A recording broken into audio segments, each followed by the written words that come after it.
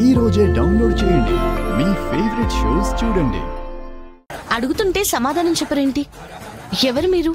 ఎవరి కోసం వచ్చారు? వెళ్ళిపోరా ప్లీజ్. నేటి వస్తాను, వెళ్ళు.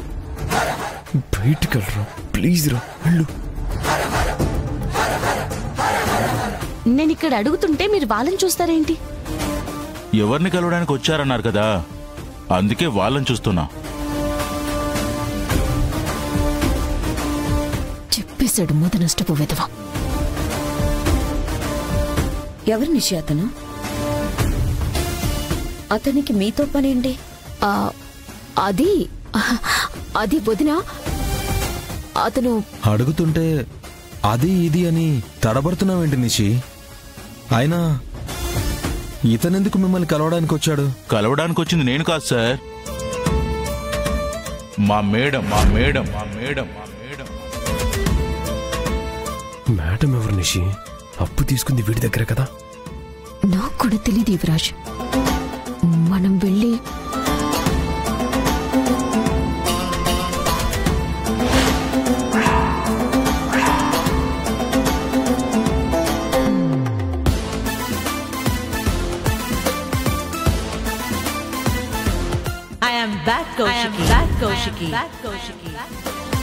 అంటే ఈ రంగాగాడి వెనకుండి నాకు డబ్బులు ఇప్పించింది ఈ ఇంద్రాణినా?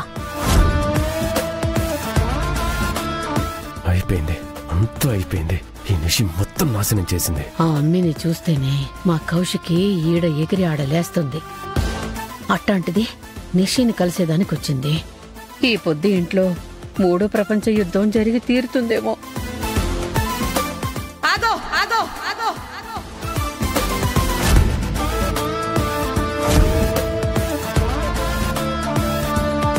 ఒక్క అడుగు ముందుకేసినా ఇప్పుడే పోలీసుల్ని పిలిపించి అరెస్ట్ చేయిస్తాను. వజ్రపాటి ఇంటి మర్యాద గురించి బయటందరూ కథలుగా చెప్పుకుంటున్నారు. మరి ఇంటికి వచ్చిన అతిథిని ఇలా గుమ్మం నుంచే వెళ్ళిపోమంటున్నావు? ఇదేనా మీ సంస్కారం? మాట మర్యాద మనిషిని బట్టుంటుంది. అయినా నువ్వు సంస్కారం, మంచి, మర్యాద ఇలాంటి వాటి గురించి మాట్లాడకింద్రాని. వినడానికి అస్సలు బాలేదు. ఒక్కసారి ఈ ఫ్యామిలీ జోలికి వచ్చినందుకే పరువు పోయింది, ఆస్తులు పోయాయి, జైలు పాలయ్యావు. ఇంత జరిగా కూడా నీకు బుద్ధి రాలేదంటే ఏమన్నాలో కూడా తెలియట్లేదు. ఇంకా ఈ ఇంద్రాణితో మాట్లాడి కౌశికి, ముందు పోలీసులకు ఫోన్ చేసి ఇంద్రాణి ఇంటికొచ్చి గొడవ చేస్తుందని చెప్పు.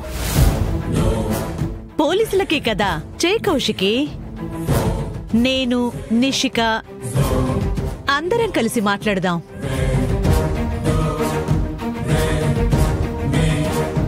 నువ్వు మా ఇంటికొచ్చి గొడవ చేయడానికి నిషికకి ఏంటి సంబంధం? ఎందుకంటే నేను నిషిక పిలిస్తేనే వచ్చాను. నిషికని కలవడానికి వచ్చాను. ఏంటి, నిషికని కలవడానికి వచ్చావా? ఏంటి నిషి, ఇంద్రాణి చెప్తుంది నిజమా? అమ్మి, ఏంటిదంతా? ఇందాకే కదా భద్రంగా ఉండండి, ఏం చేసినా ఆచితూచి ఆలోచించి చెయ్యండి అని చిలక్కి చెప్పినట్టు చెప్పినా? నీతులు చెప్పడానికి బానే ఉంటాయి అత్తయ్య, పాటించడమే చాలా కష్టం. అది మీకు బాగా తెలుసు కదా. ఇప్పుడు నా వెనకాలే పడిద్ది. బిజినెస్ పేరుతో నిన్ను మోసం చేసింది. తను మర్డర్ చేసి ఆ కేసులో నిన్ను ఇరికించాలని చూసింది.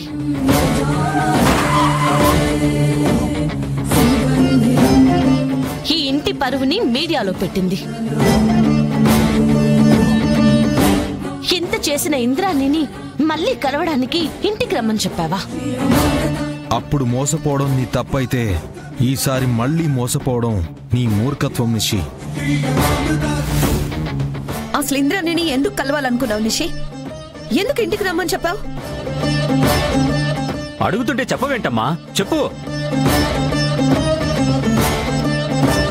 వదిన మావయ్య గారు మాట్లాడుతుంది నీతోనే నిషి. ఇంద్రాణిని ఎందుకు ఇంటికి రమ్మని చెప్పావు? అయ్యో, అసలు నేను ఇంద్రాణిని రమ్మని చెప్పలేదు. అతన్ని మాత్రమే కలవాలన్నాను. రమ్మని చెప్పలేదా? మరెందుకు ఇంద్రాని అలా చెప్తుంది? అది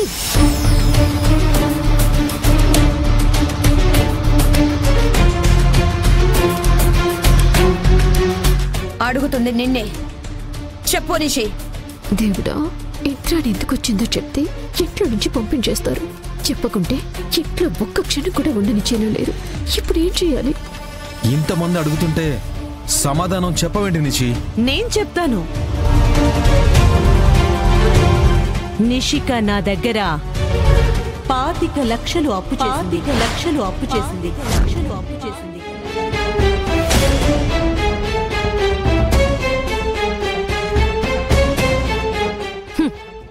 వారంలో ఇస్తానని చెప్పింది, ఇవ్వలేదు. ఆ డబ్బులు తీసుకోవడానికే నేనొచ్చాను. ఏంటి, నిషిక నీ దగ్గర అప్పు చేసిందా? నా కోడలికి అంత కర్మేం పట్టలేదు. నువ్వు అబద్ధం చెప్తున్నావు. మీ కోడలికి ఏం కర్మ పట్టి నా దగ్గర డబ్బులు తీసుకుందో నాకు తెలీదు. ఇంట్లో ఫంక్షన్ ఉంది, అర్జెంటుగా బంగారం కొనాలని నా దగ్గర డబ్బులు తీసుకుంది. చెల్లికి గిఫ్ట్ ఎలా ఇవ్వాలో నాకు బాగా తెలుసు. థ్యాంక్స్ అక్క.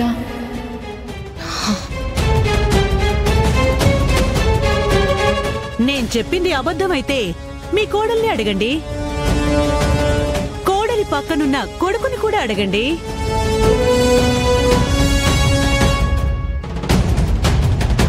మాట్లాడు నిషి.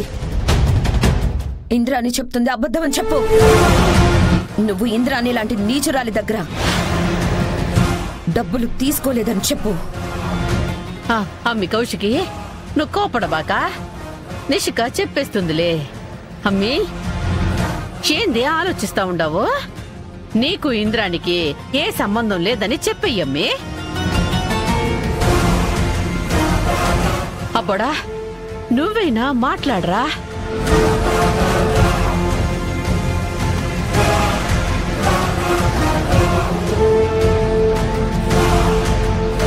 వాళ్ళ మౌనంతోనే సమాధానం చెప్పారు కదా పిన్ని.